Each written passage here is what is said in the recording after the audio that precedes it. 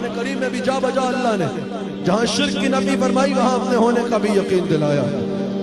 امام اعظم امام ابو حنیفہ سے جب کسی ملحد نے سوال کیے، اس نے کہا اللہ ہے تو نظر کیوں نہیں آتا؟ آپ نے فرمایا تیرے گھٹنے میں درد ہے، کہا بہت زیادہ اٹھا بھی نہیں جاتا، کہا درد ہے تو نظر کیوں نہیں آتا؟ کہا درد کیسے نظر آئے گا؟ تو کہا پتا چلا کہ نہ دکھنا نہ ہونے کی دلیل نہیں۔ اس نے کہا یہ بتاؤ اللہ ہے تو اس کا رخ کس طرف ہے؟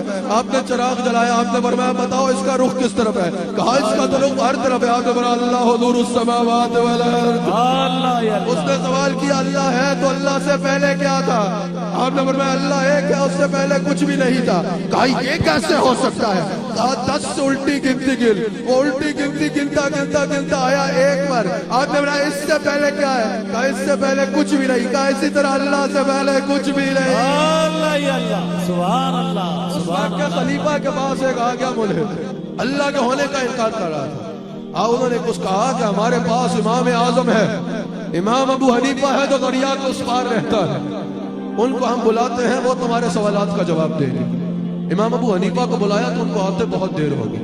وہ ملحد ہنسنا شروع ہو گیا، کہا دیکھا تمہارے امام کو میرا پتہ چلا تو بھاگ گیا، میرے سوالوں کا جواب دینا آسان نہیں ہے۔ اتنی دیر کے بعد امام ابو حنیفہ آ گئے۔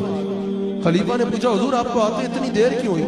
کہا یار آج عجیب واقعہ ہوا، آج جب میں گھر سے نکلا تو کشتی نہیں تھی، میں نے دیکھا خود بخود ایک درخت اگا، خود بخود ٹکٹنا شروع ہو گیا، خود بخود پھٹے بن گئے، خود بخود پھٹے بننا شروع ہو گئے، خود بخود کشتی بن گئی، خود بخود وہ دریا میں اتری، خود بخود وہ مجھے یہاں لے آئی۔ ملحد نے کہکے لگانے شروع کر دیے، اتنا بڑا امام اور کیسی کہانیاں ڈال رہا ہے۔ امام ابو حنیفہ نے پوچھا ہنستے کیوں ہو؟